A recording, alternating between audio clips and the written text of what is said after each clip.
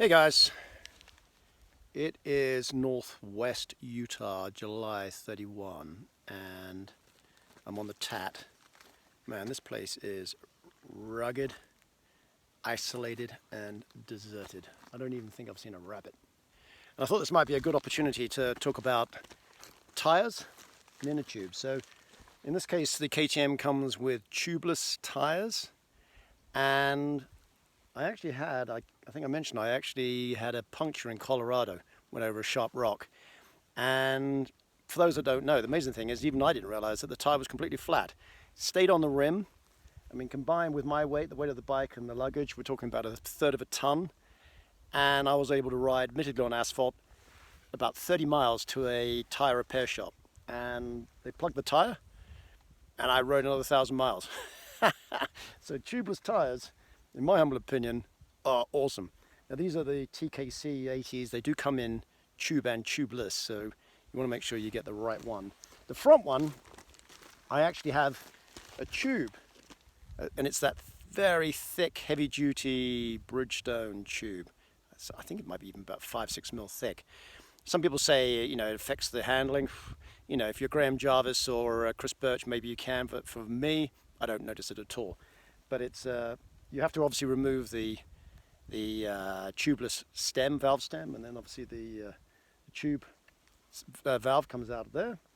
And I'm still running the tubeless tires because I had a ride with some good friends of mine, and I got a pinch flat. This is before I had a tube in the tire. I was running about 28 psi, hit a rock and cut the sidewall. Job day over, right? So, and even then I was able to ride with the front tire completely flat for about 15-20 miles. So yeah, obviously slowly. That was actually on dirt as well. So the great thing about the tubes is it just gives you that extra pressure, that extra confidence. I am actually running about 35-38 psi, which is very much the high end, and I've done that deliberately. I mean, what was the saying? To finish first, you first have to finish. I do not want to be breaking down and changing a wheel in the middle of this place. It's about 95 Fahrenheit, dry as a bone. There's no liquid here. You don't want to be doing it. You want to be changing a tire. So 35 psi front and back. One top tip actually, if you do get a flat in your front, or the rear for that matter, and you put in a tube and you've got a slice in the tire, if you just pump up the inner tube, it's going to bulge through the cut, and then it'll pinch the inner tube, and the tube will go down, right?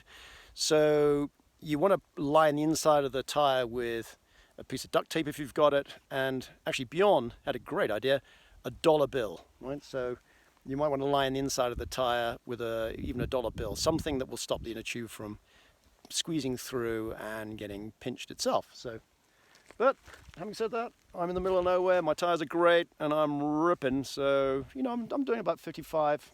I feel comfortable doing about 55, which is a fair lick, especially when you pop over a berm and there's a series of rocks there, or the cattle grids especially, they have sort of sharp edges. But, I pop the front up a little bit, whip over them, no worries. All right, guys, hope this helps. Safe riding. Keep traveling. Bye.